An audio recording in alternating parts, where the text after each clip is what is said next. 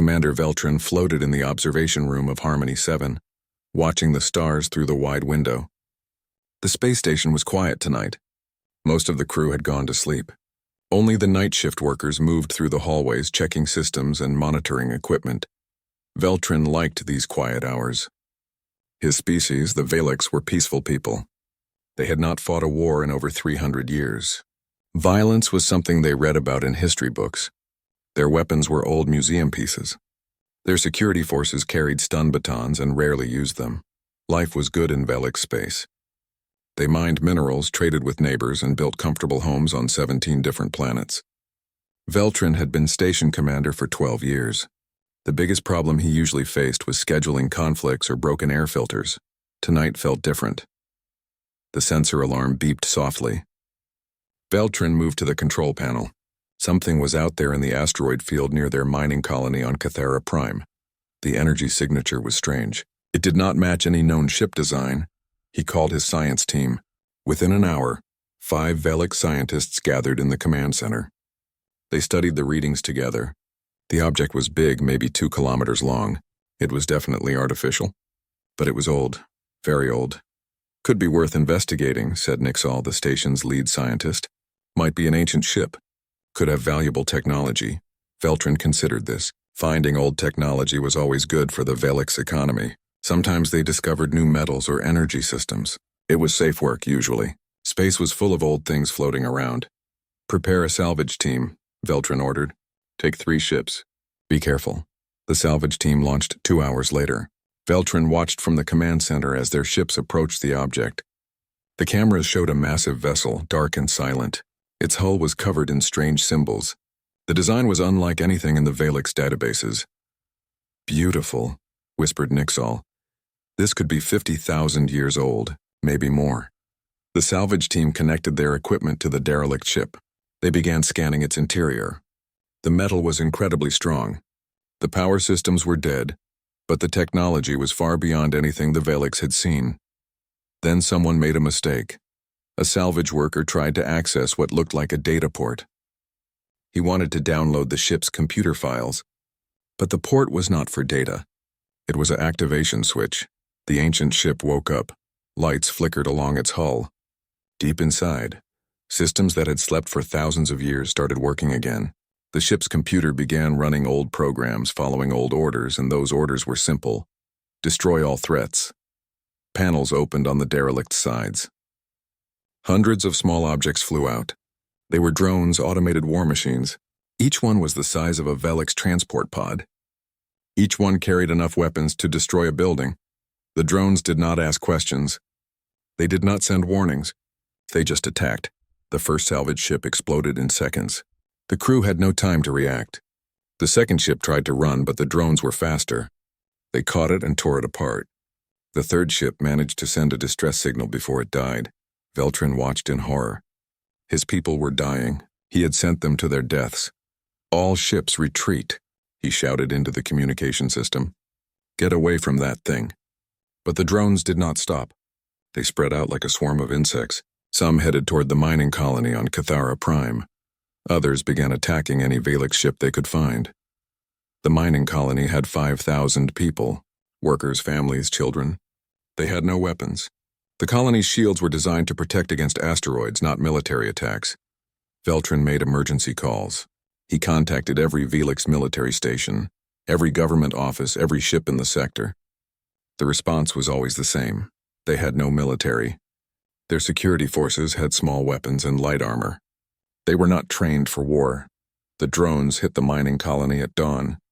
The colonists tried to evacuate, but there was not enough time. Buildings exploded. People died. The few defense turrets the colony had were destroyed in minutes. More Velix ships tried to help. They were civilian vessels with improvised weapons. Mining lasers, construction tools, cargo loaders modified to fight. It was not enough. The drones were war machines built by a civilization that understood violence. The Velix were traitors trying to fight with tools. 3 days passed. Veltrin barely slept. He coordinated evacuations and tried to organize defenses. The drones kept coming. They seemed to learn from each fight, adapting their tactics. 12 Velix ships were destroyed. The mining colony was completely ruined.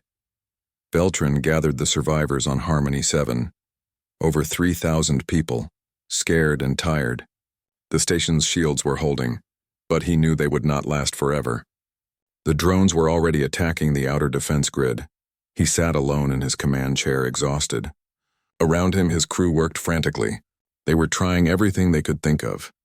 Nothing was working. "Commander," Nixal approached him. "We are out of options. We need help." "From who?" Beltran asked. "The Quen are too far away. The Altari have no military. No one in this sector has weapons like these drones." "Then we look beyond our sector," Nixal said. "Send a distress call. Send it everywhere. Send it to everyone." Beltran thought about this. It was risky. Broadcasting their weakness to the galaxy could attract the wrong kind of attention. Pirates, slavers, or worse. But what choice did they have?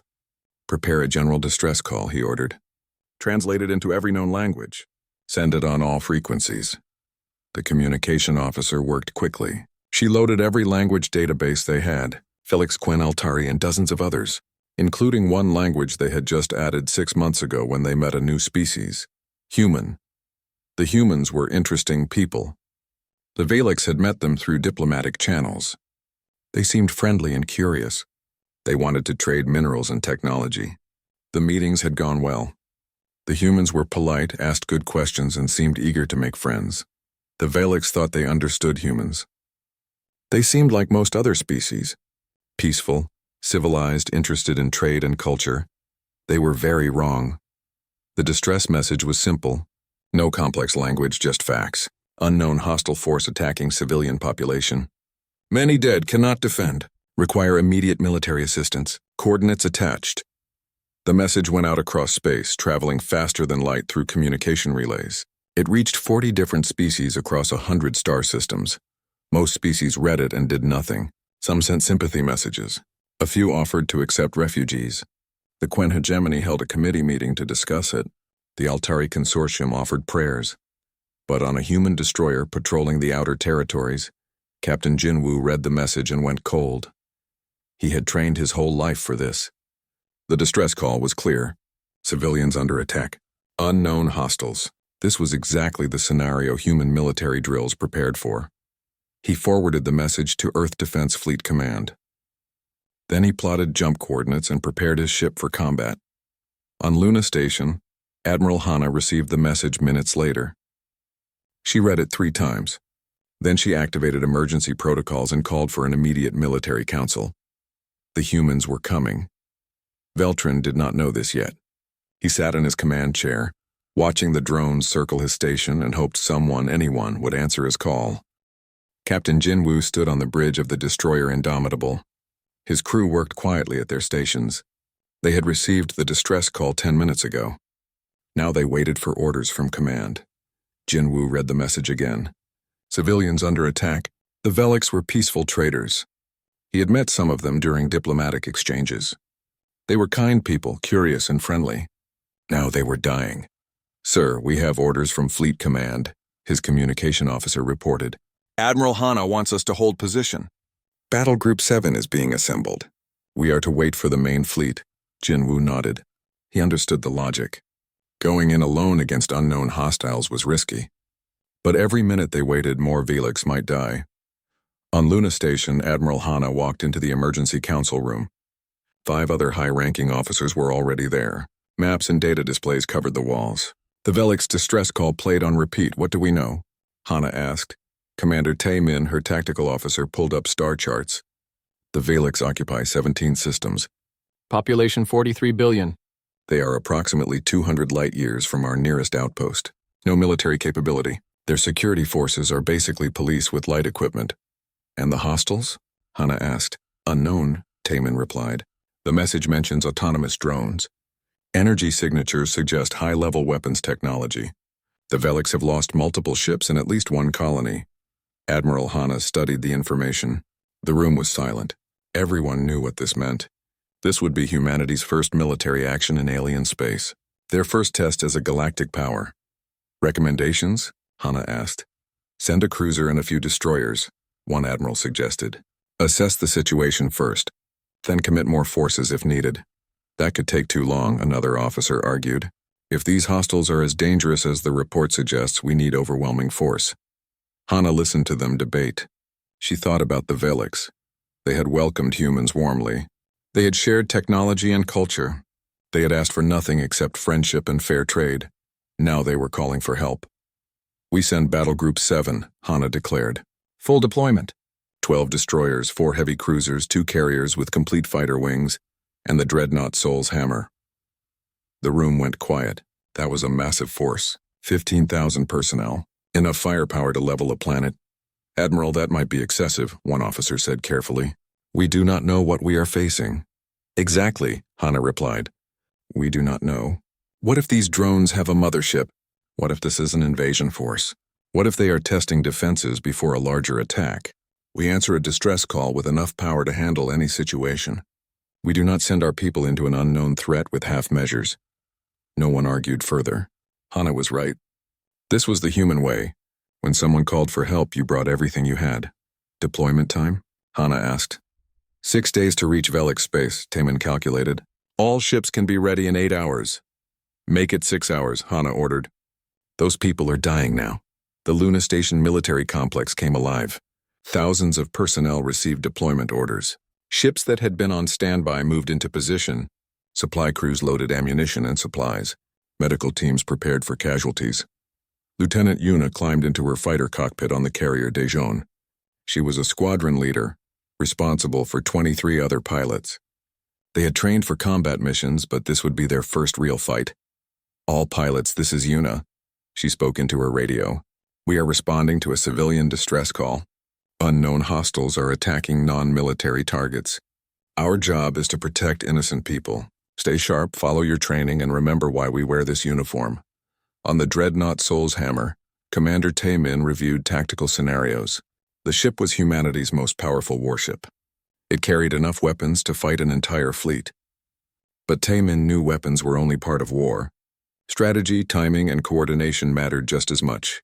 He prepared multiple battle plans. Plans for fighting a small force, plans for fighting a large fleet, plans for orbital combat, plans for protecting civilians during evacuation. He wanted to be ready for anything. Captain Sang-woo briefed his Marine company on the carrier Busan. 200 Marines in powered armor, trained for boarding actions and ground combat. Listen up, Sang-woo addressed his troops. We might need to secure locations or evacuate civilians. These Velix people are not warriors. They are scared. Be professional. Be gentle when you can. But if hostiles threaten civilians, you put them down fast and hard. Understood? Yes, sir, the Marines shouted. 6 hours later, Battle Group 7 departed from Luna Station. 13 massive warships moved in perfect formation. They engaged their faster-than-light drives and vanished into hyperspace. Meanwhile, at Harmony 7, things were getting worse. The drones had destroyed the station's outer defense grid.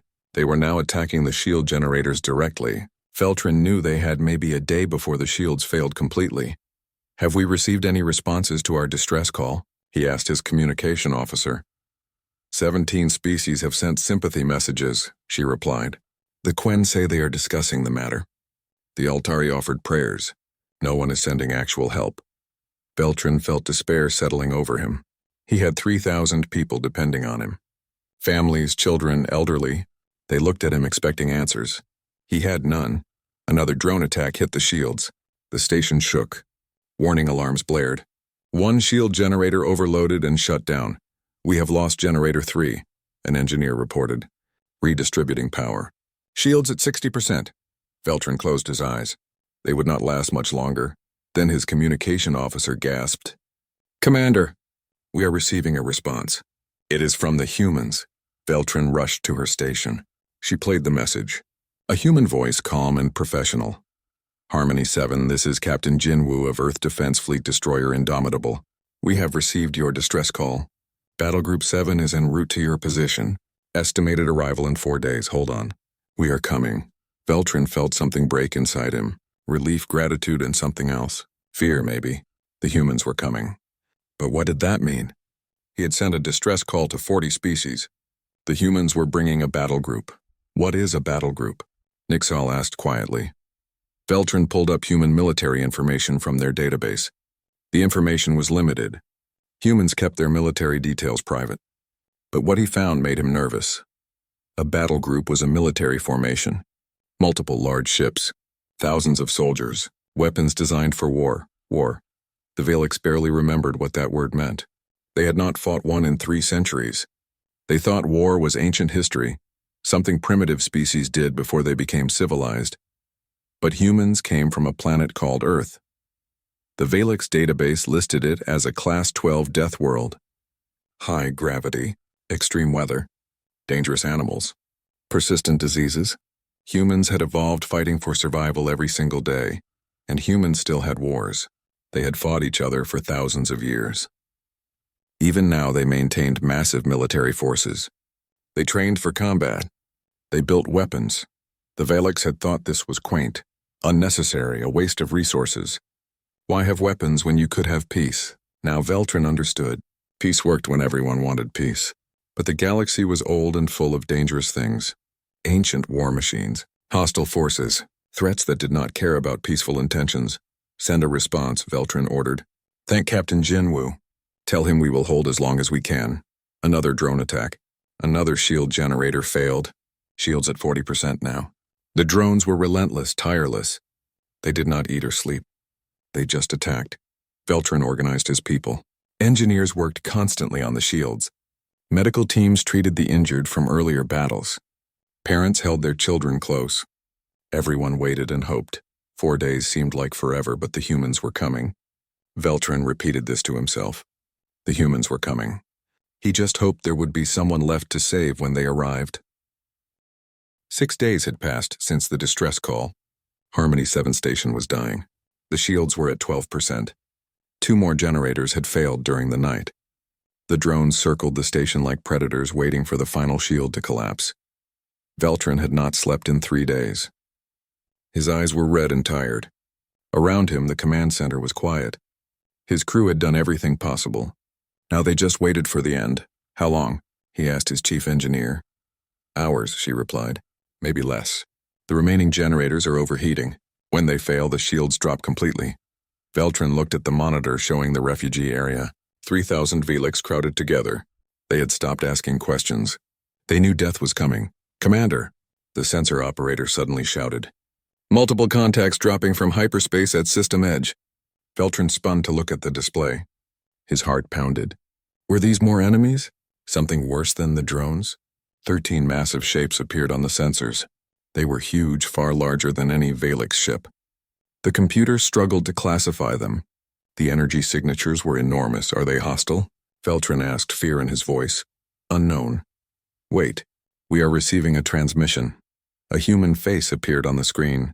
A woman with dark hair and calm eyes. She wore a military uniform. Harmony 7, this is Admiral Hana of the Earth Defense Fleet. We are here to help.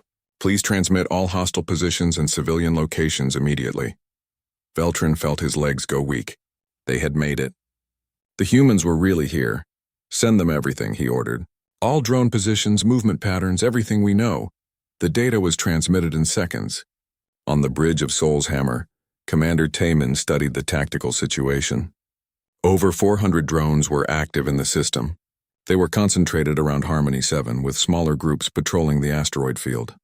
Admiral, tactical assessment, Taemin reported. 417 hostile drones. Weapons-grade energy signatures. They are using coordinated attack patterns. I recommend immediate engagement before they can organize a response to our presence. Admiral Hana nodded. All ships battle formation. Carriers launch all fighters. Destroyers take point positions. Cruisers form protective screen around Harmony 7. Sol's Hammer will handle any major threats. Rules of engagement are free. All drones are hostile targets. Eliminate them. The human fleet moved with precision. The ships had trained together for years. Every captain knew their position. Every crew knew their job. Lieutenant Yuna launched from the carrier Daejeon with her fighter squadron. 24 fighters accelerated into the combat zone. Her helmet display showed drone positions as red dots. There were so many. Gold Squadron, form up on me, she ordered. We take the cluster near the station. Stay tight, watch each other's backs.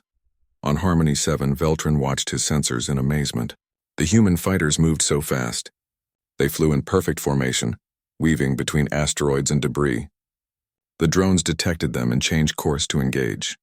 The first human weapons fire lit up space. It was nothing like Valek's weapons. These were not mining lasers or improvised tools. These were weapons designed to destroy.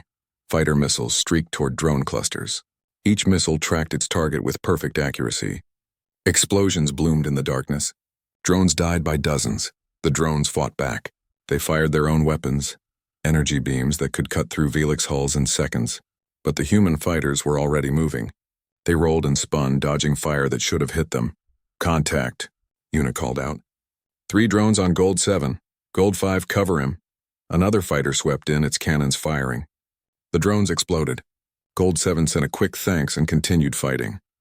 Captain Jinwoo's destroyer Indomitable engaged a large group of drones. The ship's railguns fired solid metal slugs at incredible speed. Each shot hit with devastating accuracy.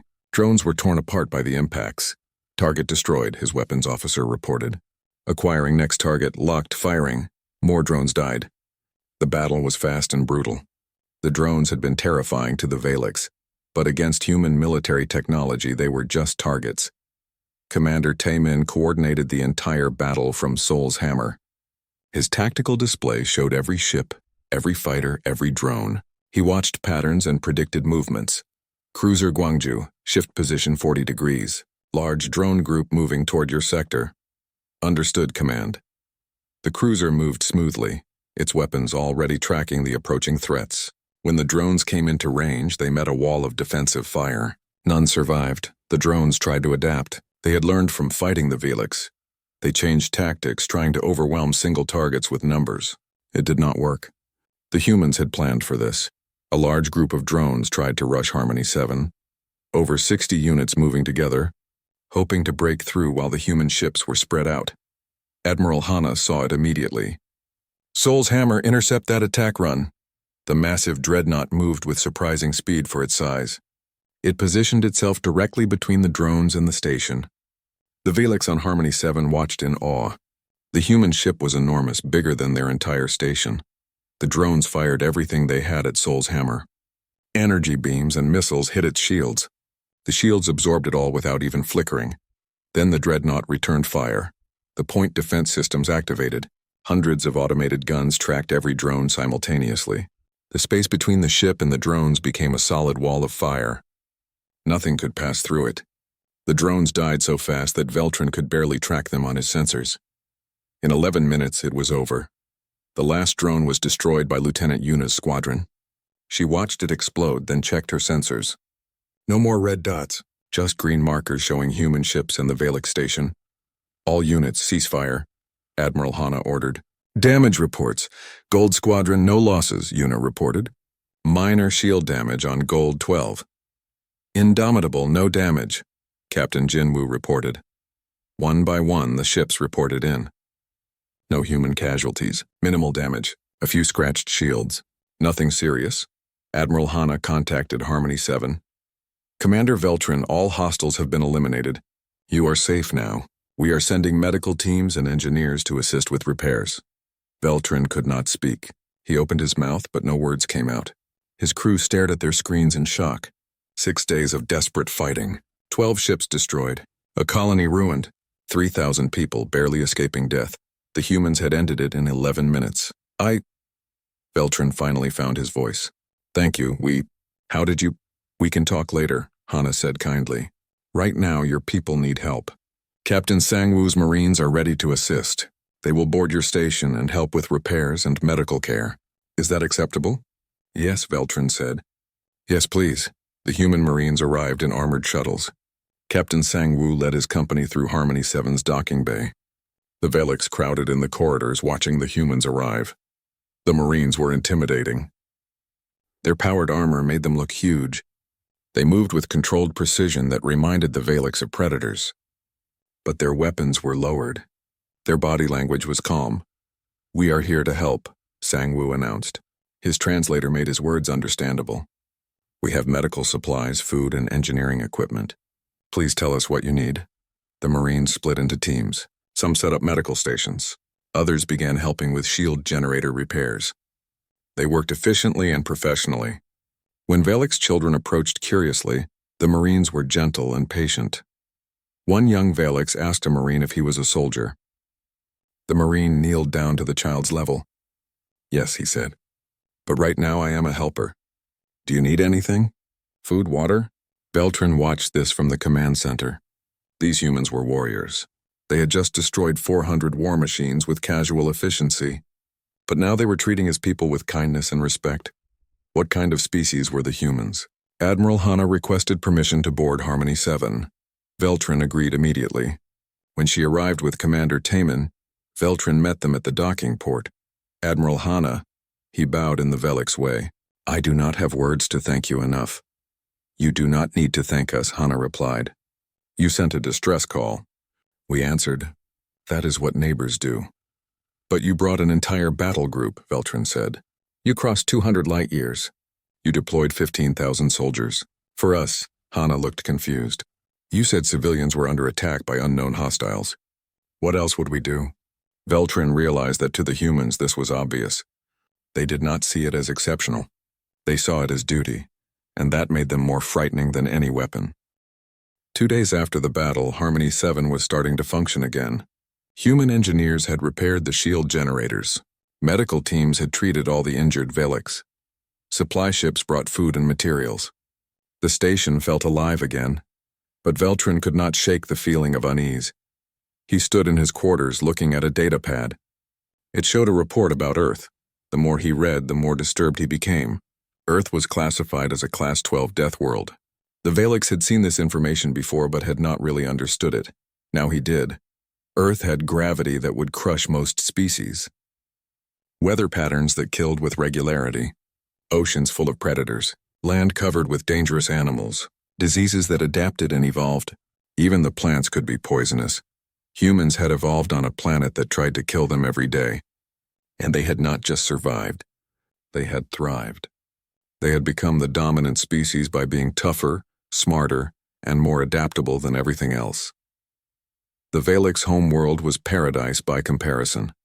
Mild weather, gentle animals, abundant food.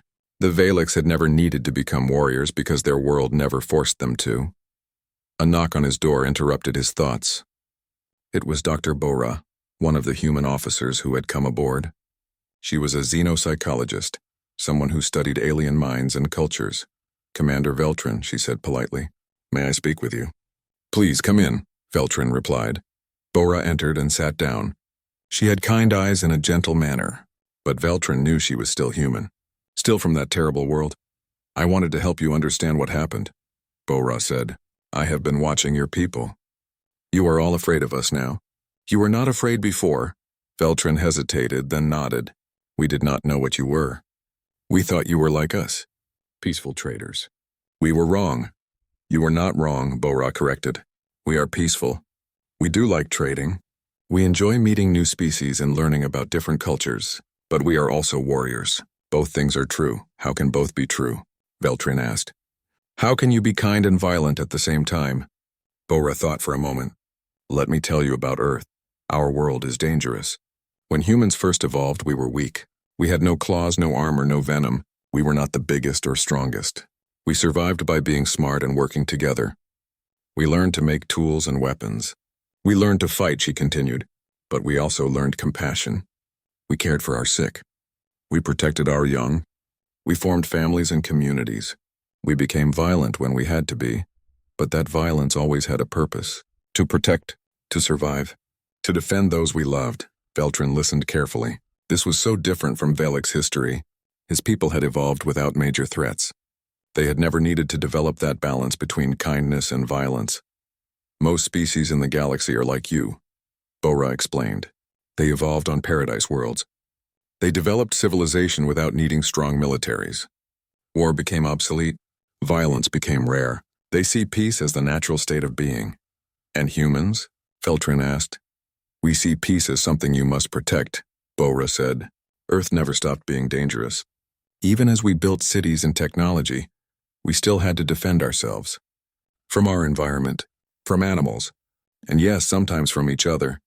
We never forgot how to fight because we never had the luxury of forgetting. So when we sent that distress call, Beltran began. You asked for military assistance, Bora finished. To us that meant civilians in danger.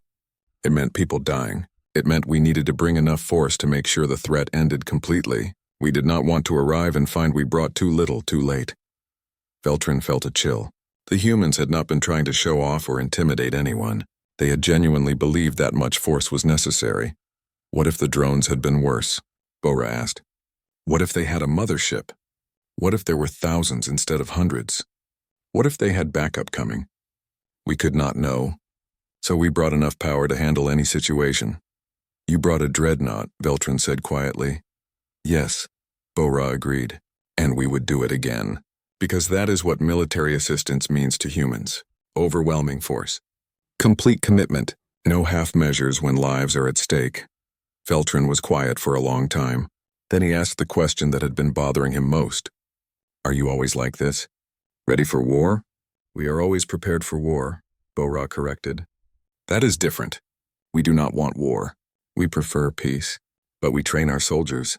We maintain our weapons. We practice tactics. Because we learned long ago that hope is not a defense. Wishing for peace does not create peace. Sometimes peace must be enforced. The conversation stayed with Veltrin for days. He shared it with other Valix leaders. The information spread through their government and then to other species. Meanwhile, Admiral Hana held a meeting on Sol's Hammer about the ancient derelict ship. Commander Taemin had been studying the wreck with his technical teams. The ship is approximately 52,000 years old, Taemin reported. It belonged to a species called the Architects. According to our database, they were the galaxy's last major military power. They died out in a civil war that destroyed their civilization. And these drones? Hana asked. Automated defense systems, Taemin explained. Designed to defend Architect territory from intruders. When the Valix activated the ship, it followed its last orders. Protect Architect space. Destroy all unauthorized vessels. Recommend we destroy the derelict completely, Captain Jinwoo suggested. If one ship can create this much trouble, we do not want anyone else accidentally activating more. Hana agreed. She contacted Veltrin to discuss it. The Valix commander reluctantly agreed. The technology might have been valuable, but the risk was too high. The human fleet gathered around the derelict. Sol's Hammer fired a sustained barrage. The ancient ship, which had survived 50,000 years in space, was reduced to atoms in seconds. Veltrin watched from Harmony 7.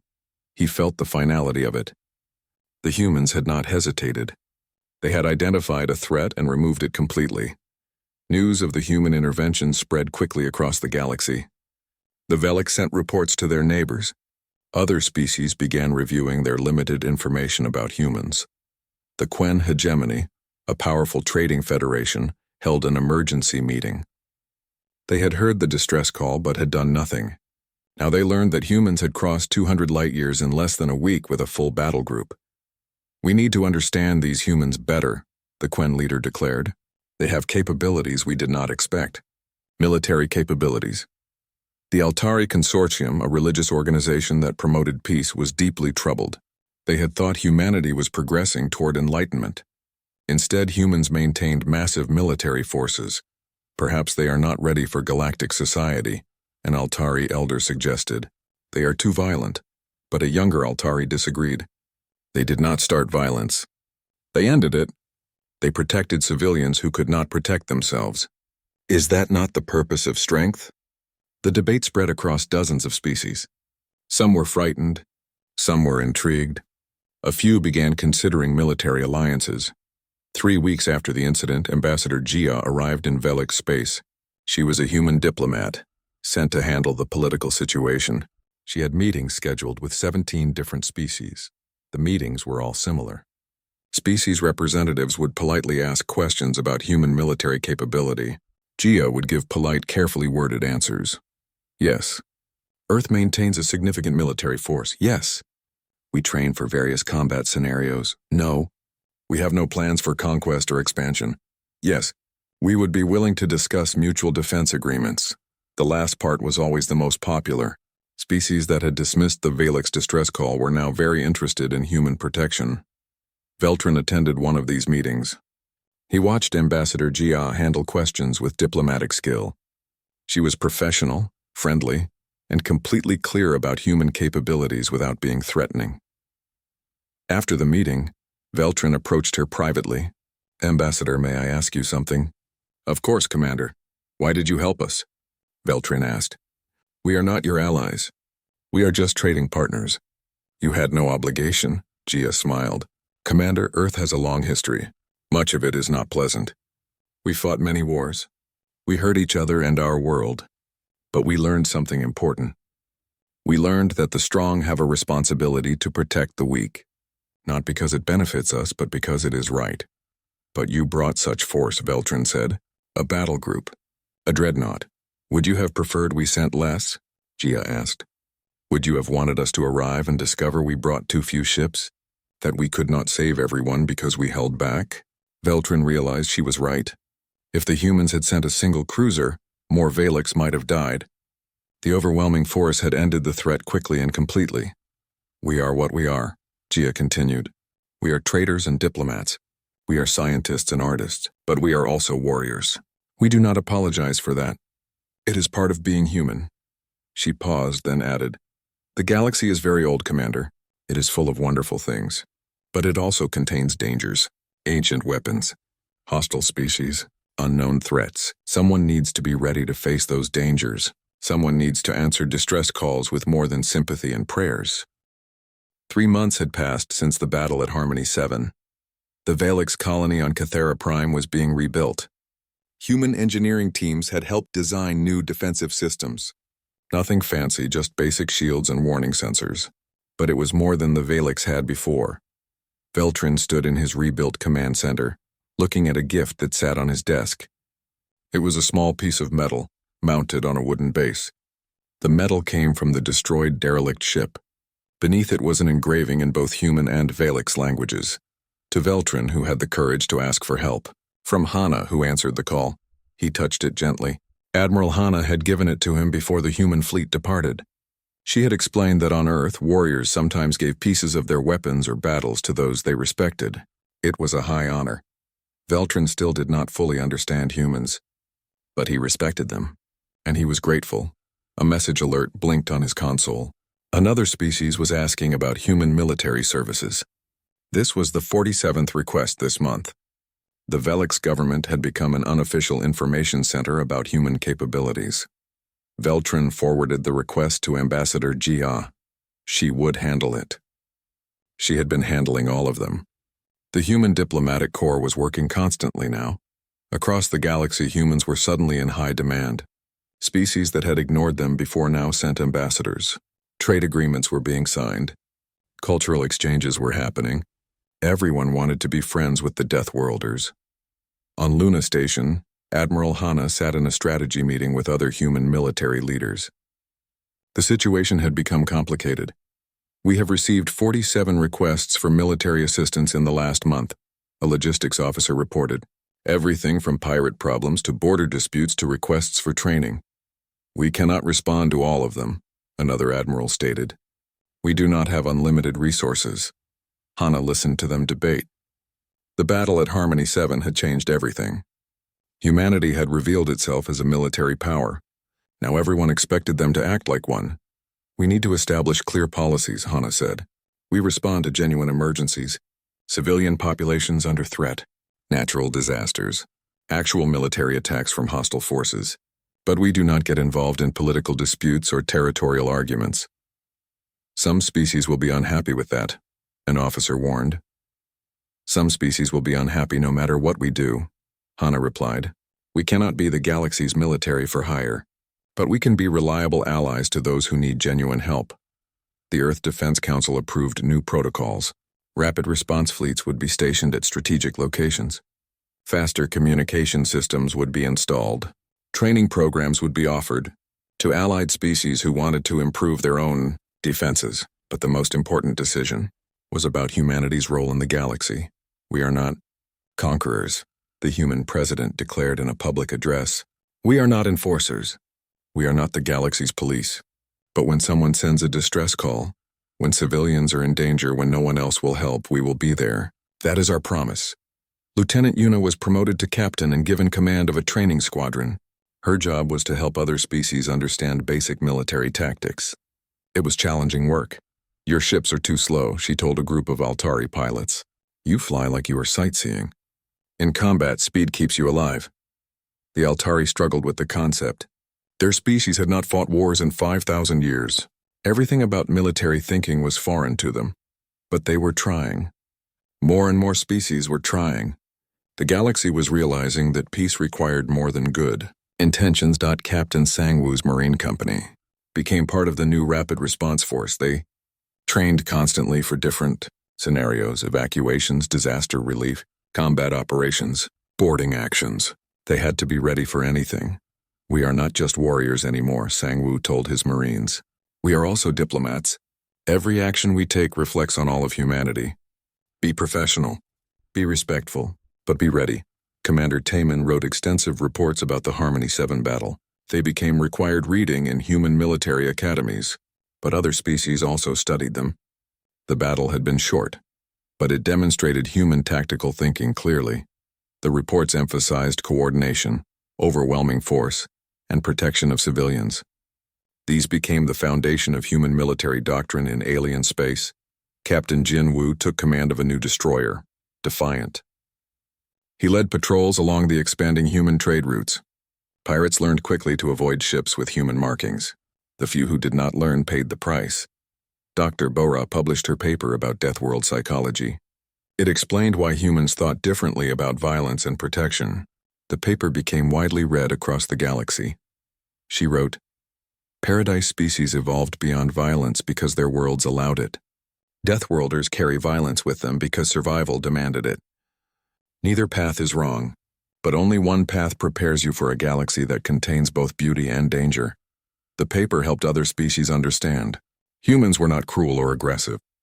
They were just realistic about threats. They prepared for the worst while hoping for the best. The Valix formally requested that humans establish a permanent defense station in their space. After careful consideration, Earth agreed. A small fleet would be stationed near Valix territory, ready to respond to emergencies. On the day the human station became operational, Veltrin attended the ceremony. He watched the dreadnought Soul's Hammer take position near Harmony 7. The ship that had saved his people would now protect them permanently. "How do you feel?" Nixal asked him. Veltrin thought about it. "Safe," he admitted. "For the first time since the drones attacked, I feel truly safe. But also humbled. We thought we understood the galaxy. We thought peace was natural. We were wrong. Were we wrong to want peace?" Nixal asked. "No," Veltrin said. "We were wrong to think peace maintains itself. The humans showed us that peace requires strength, not to attack others but to defend what matters." Other species made similar requests. The Quen wanted a mutual defense treaty. The Altari wanted human advisors to help design basic security forces. Smaller species asked for protection agreements. Humanity carefully considered each request. They could not protect everyone, but they could help those willing to help themselves. A new organization formed, the Galactic Security Coalition. It was not a military alliance. It was a framework for cooperation. Species contributed what they could. Some provided resources, some shared technology, some offered strategic locations, and humans provided the military expertise and rapid response capability. The coalition was voluntary. Any species could join. Any species could leave. But those who joined received a promise. If they called for help, someone would answer. Ambassador Gia became the human representative to the coalition. She traveled constantly, meeting with different species, negotiating agreements, handling disputes. "We are not trying to rule the galaxy," she told a skeptical Quen diplomat. "We are trying to make it safer, for everyone." "But you have all the power," the diplomat protested. "The strongest military, the fastest ships, the best weapons. Power is not the same as control," Gia replied. "We have military strength because our history forced us to develop it. But strength without wisdom is just destruction. We learned that the hard way on Earth," she continued.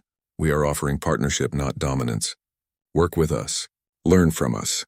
Help us understand your needs. Together we can build something better than what any single species could create alone." Slowly, the galaxy was changing. Species that had ignored military matters for centuries began maintaining basic defense forces, not to attack others but to protect themselves. Pirates found fewer easy targets. Ancient automated weapons were hunted down and destroyed, and when emergencies happened, there was always a response. Sometimes it was humans, Sometimes it was coalition ships from multiple species working together, but the days of distress calls going unanswered were over. 5 years after Harmony 7, Veltrin retired from his command position. He was old now, ready to rest. On his last day, he gave a speech to the younger Valix taking over. "I learned something important," he told them. "We sent a distress call and the humans sent a fleet. At first we thought that was frightening. So much power, so much violence, but we misunderstood." He paused, looking at the young faces watching him. The humans did not send a fleet because they wanted to fight. They sent a fleet because they wanted to save lives. Every weapon, every soldier, every ship was there for one purpose: to protect civilians who could not protect themselves. That is what strength is for, Veltrin concluded. Not to dominate, not to conquer, but to protect. The humans taught us that, and the galaxy is better for it. In human space, Admiral Hana stood on the observation deck of Luna Station. She was older now, gray showing in her hair, but she still commanded the Rapid Response Division. She looked at the status board showing deployed fleets. Battle Group 7 was stationed at Velix Space. Battle Group 3 was helping a species deal with a natural disaster. Battle Group 9 was conducting training exercises with coalition partners. A young officer approached her. "Admiral, we have received another distress, Kelly.